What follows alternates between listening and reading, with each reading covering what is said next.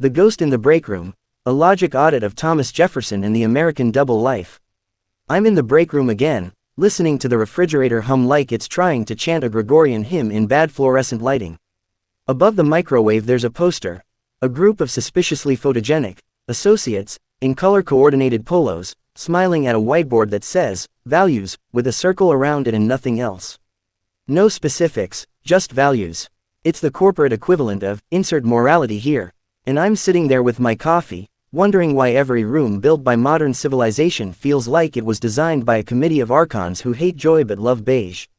And for some reason, my brain pulls up Thomas Jefferson like he's my ghost roommate, leaning against the vending machine with a quill in one hand and a foreclosure notice in the other. That's when it hits me. America lives a double life, and Jefferson is the original split personality. On paper, he's the poet of liberty, the guy who basically wrote, all men are created equal, like he was etching a debug command into the operating system of human history. But in practice, he's running a forced labor plantation, stacking dead like Pokemon cards and dying broke while owning human beings. So I decide right there, between the vending machine that eats dollars and the poster that eats souls, that I'm going to run a full logic audit on Thomas Jefferson. Not the marble statue, not the sanitized textbook version. The man as he was, brilliant, hypocritical, prophetic, compromised, and dangerously relevant to a world where we now scan barcodes instead of planting fields. First question: was Jefferson a hero, a villain, or something much worse, a mirror? I start by doing the most Zerga thing possible. I imagine Jefferson in a modern break room. He walks in, silk waistcoat, powdered wig, and instantly gets written up for dress code violation. He'd look at the mission statement on the wall, "We strive to deliver shareholder value through innovative solutions," and probably assume it was satire from a mediocre playwright. Then he'd realize everyone was serious and start writing a new declaration just out of sheer panic. Because here's the thing, Jefferson was obsessed with liberty in a way that makes our modern freedom branding look like a fast food slogan. We slap the word freedom on everything: freedom fries, freedom rewards credit cards, phone plans called unlimited freedom that throttle after 10 gigabytes. Jefferson, on the other hand, was talking about something metaphysical, almost Neoplatonic. In Platonism, there's the realm of forms, the perfect, abstract ideals. The perfect chair, the perfect circle, the perfect justice. Down here, in the Walmart version of reality, we get their crooked reflections. Jefferson was chasing the form of liberty, capital L, while swimming in a world of very crooked shadows. The Declaration of Independence reads like an attempt to drag one of those forms, natural rights, down into ink and parchment. All men are created equal, endowed by their creator with certain unalienable rights. That's not just political rhetoric. That's metaphysics with a side of theological dynamite. He's basically saying, look, King George, you are not the top of the pyramid. You're not the final boss. You're just another temporary manager in a cosmos where rights come straight from the source code. That's Neoplatonism with a hint of the Book of Enoch and the Gnostics. The Gnostics said the world was run by lesser beings, the archons, who pretended to be divine but were more like cosmic middle management with anger issues. Jefferson, without knowing it, basically filed King George under Archon. He took the ladder of being, God at the top, then angels, then kings, then peasants, and ripped the kings rung out of the diagram. Rights don't flow from the crown downward. They jump straight from the creator to the individual. That's not a constitutional tweak. That's a jailbreak. But then comes the Kantian punch in the gut, the categorical imperative.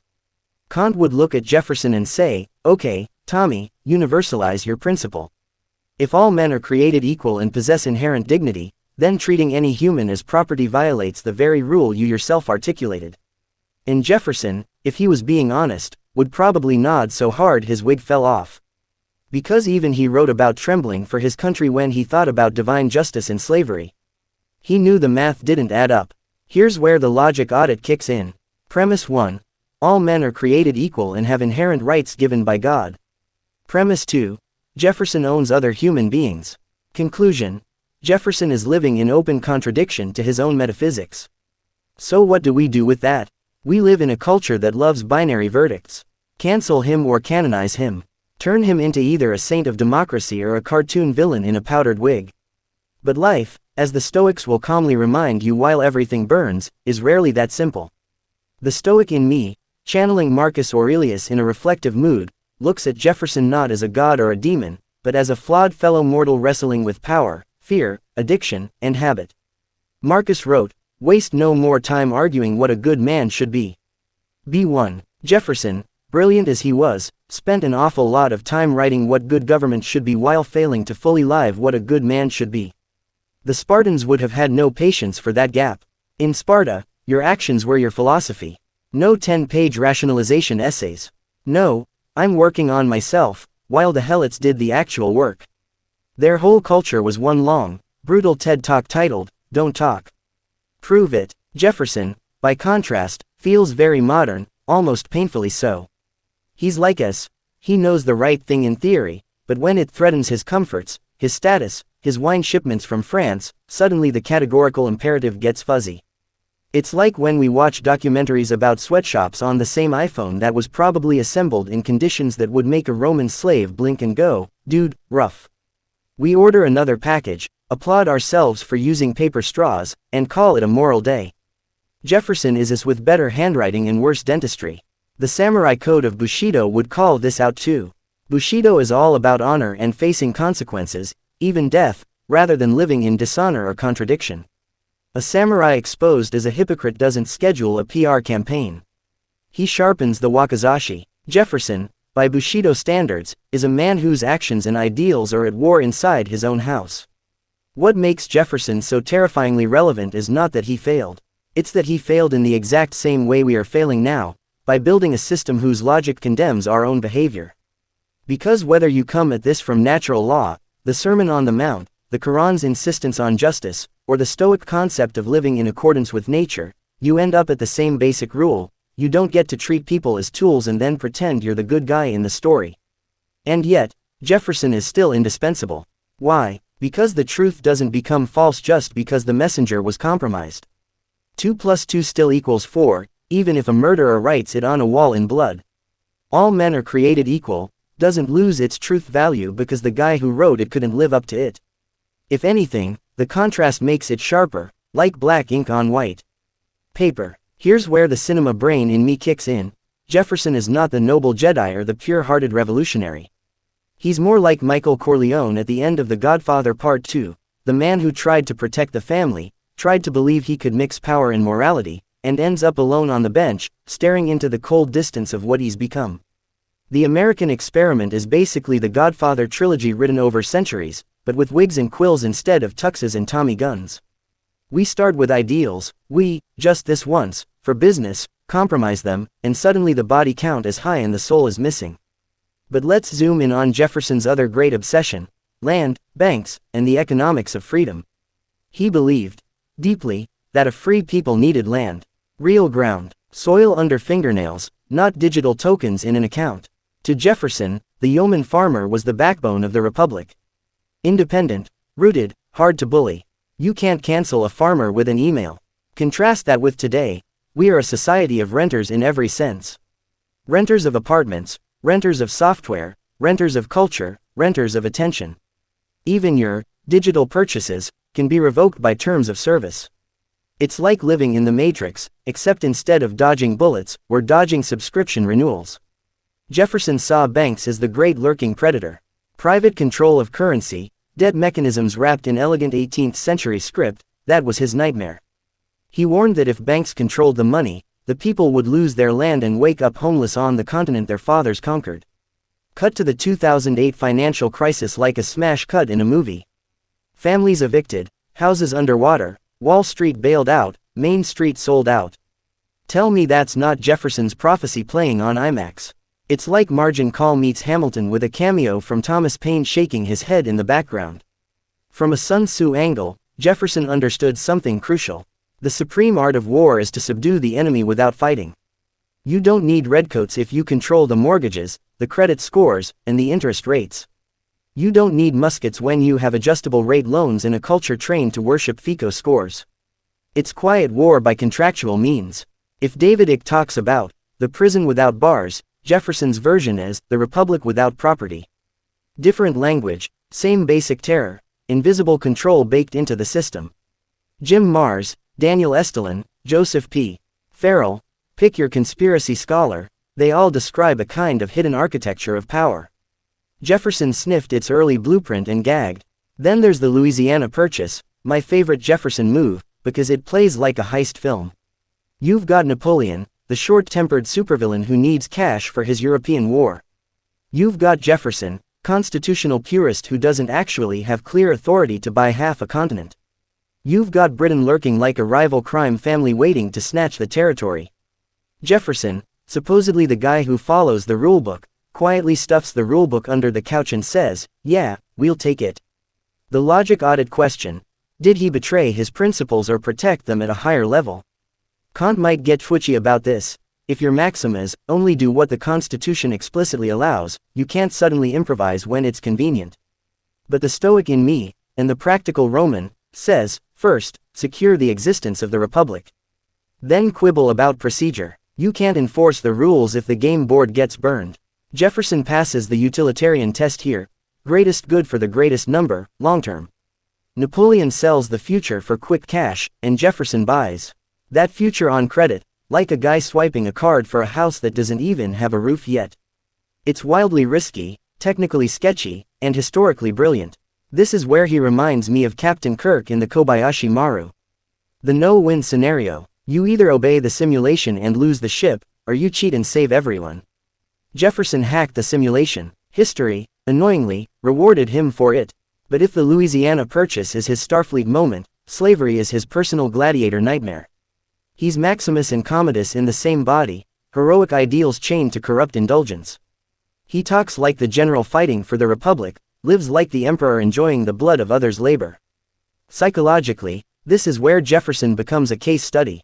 Cognitive Dissonance 101. The human brain hates holding contradictory beliefs, especially about itself. So it develops elaborate justifications. Jefferson dabbles in pseudo-scientific racism, fears a race war, tells himself he's trapped in a wolf by the ears situation. Modern psychology translates that as, I want to keep my lifestyle, so I'll treat my own ideals as optional in practice. Sound familiar? It should. It's the same mental trick we use when we say we care about the planet and then Uber 2 blocks to buy stuff wrapped in plastic and shipped from 6,000 miles away. The Norse sagas are brutal about this kind of self-deception. In Norse myth, even the gods can't escape their fate at Ragnarok. Odin knows he's going to be eaten by a wolf and still walks toward it. There's honesty in that, no PR spin. Jefferson, by contrast, seems to hope he can outrun the wolf, outright the consequences. But history doesn't work like that. Blood debts get collected, and indeed, less than a century later, the US pays for the original sin of slavery with a civil war so catastrophic it feels like a biblical plague mixed with Roman civil collapse and a particularly bad season of Game of Thrones. Theology doesn't let him off the hook either. The Bible, the Quran, the Apocrypha, they're all obsessed with justice. With God siding with the oppressed, the widow, the orphan, the stranger. The Old Testament prophets scream about corrupt elites who sell the righteous for silver and the needy for a pair of sandals. That's essentially God saying, you think your economic system is neutral. I do not. So here's Jefferson, penning cosmic-level ideals while building his personal comfort on the backs of men, women, and children who will never read those words. It's Old Testament irony of the darkest kind, the prophet of liberty who cannot himself walk free of his golden chains. And yet, again, the logos he invoked refuses to cancel itself out. In a weird way, Jefferson's words are like a spell that turn back on the caster. The Declaration is software that eventually uninstalls parts of the world that created it, including Jefferson's own social class. Manly P. Hall would probably frame it as a kind of alchemical paradox, the philosopher-architect whose own lead never fully turned to gold, even as he wrote the formula. What about Jefferson and God? That's another interesting angle in the logic audit. He was no fan of state-backed religion. He built that wall of separation between church and state like a man who had read every page of European religious war history and thought, yeah, let's not do that. From a Gnostic perspective, he might say, God is real, conscience is sacred, but organized religious power fused with political coercion is archon territory. The demiurge loves uniforms, titles, and state churches. The true spirit prefers whispers in conscience and freedom of mind. He wrote that, Almighty God hath created the mind free, and as a Christian, I find that line hits like a sledgehammer. It means that any attempt to coerce belief isn't just bad policy, it's blasphemy. You're effectively saying, God, your design wasn't enough. Let me help by threatening people in your name. The Quran is similar in its own way. There is no compulsion in religion. No gun to the head, no law to the soul. Jefferson, without being Muslim, lands on the same logical principle. If faith is real, it doesn't need bayonets. If it needs bayonets, it's not faith, it's branding with extra steps. In modern terms, Jefferson was trying to firewall the operating system of the soul from malware injected by political interests wearing religious skinsuits. And looking at the theocratic theatrics of some modern politicians, I'd say we've got a lot of viruses breaching that firewall. Then we get to Jefferson and education. I cannot live without books, he said. Meanwhile, half of modern America says, I cannot live without Wi-Fi, and then uses that Wi-Fi to watch 30-second videos of people eating laundry detergent for clout. Tell me we haven't drifted a bit. Jefferson believed an ignorant people could not be free. Not wouldn't, could not. It's structurally impossible to maintain a republic when your citizens can't follow an argument longer than a tweet. The Stoics warned about this too. If you don't train the mind, you become a slave to impulse, fashion, and fear. Today, we have more access to information than any generation in human history, and we are somehow managing to get dumber at scale. That's almost impressive. It's like standing in the Library of Alexandria with noise-canceling headphones on, scrolling memes. From a psychological standpoint, this is weaponized distraction. The system doesn't need to burn books anymore, it just buries them under an avalanche of triviality. Why censor when you can simply drown? If Mark Dice critiques media manipulation, if Jordan Maxwell pokes at hidden symbology, if Walter Veith rants about how systems shape belief, Jefferson is the original American voice saying, hey, if the citizens don't think, the republic sinks. So where does all this leave us in the break room, with the humming fridge and the corporate propaganda posters? It leaves me with this uncomfortable but clarifying thought. We are living inside the consequences of Jefferson's contradictions. His highest ideals became our political scripture. His worst compromises became our national trauma. The republic he helped design has slowly mutated under the pressures he warned about: concentrated finance, creeping corporatism, the conversion of citizens into consumers, and the replacement of public virtue with private comfort.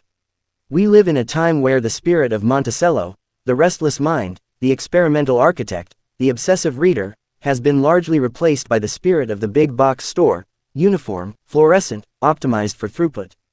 The house of thought has become the warehouse of stuff. And yet, I don't walk away from this logic audit ready to erase Jefferson from the ledger. I walk away treating him like a flawed prototype, an early build of a human striving for liberty but full of bugs. You don't throw out the concept of flight because the Wright brothers crashed a few times. You debug, you improve, you refuse to pretend the crashes didn't happen. In that sense, Jefferson is both warning and invitation. Warning: intellect and ideals are no shield against hypocrisy if you let comfort negotiate with conscience. Invitation: even a deeply flawed person can, through words grounded in something higher than themselves, move history toward greater justice. Plato reminds me that the form of justice exists whether we hit it or not. Kant reminds me that I can't make myself the exception to the rules I expect others to follow. The Stoics remind me that the only kingdom I truly govern is my own soul. The Norse remind me that even gods fall and that pretending otherwise is childish. The samurai remind me that honor without action is cosplay. Sun Tzu reminds me that the real war is often invisible, fought in minds and systems, not just fields. And the Gospels, canonical and otherwise, remind me that truth tends to show up in the most inconvenient, destabilizing ways, often through people who can't live fully up to the truth they glimpse. Jefferson wasn't the American Messiah. He was more like a brilliantly flawed prophet whose own life became a cautionary tale about the gap between writing the logos and living it. So as I get up from the break room chair, toss my cup, and badge back onto the warehouse floor, I don't feel like I've solved him. I feel like I've understood the assignment he accidentally left behind. The assignment is not to worship Jefferson. The assignment is to audit him, and then audit myself with the same ruthless logic. If I quote, "All men are created equal," I'm signing up to question every system I support that treats some people as disposable. If I admire his warnings about banks and power, I'm obligated to ask how I participate daily in debt, distraction, and dependence sold to me as convenience. If I applaud his stance on freedom of conscience, I have to resist coercing others with my own certainties. In other words, the logic audit cuts both ways. It always does. The vending machine is still broken. The posters still lie. The system still wants me docile, distracted, and grateful for crumbs. But somewhere behind all that, ink on old paper still says, all men are created equal. And behind that, something older still whispers that the mind was created free. Jefferson heard part of that whisper and wrote it down, even as he fell short of its demands. Now it's our turn to hear the rest, and either live it, or become just another generation that could quote the truth, but never quite obey it. Zerga, in synthesis with the philosophers.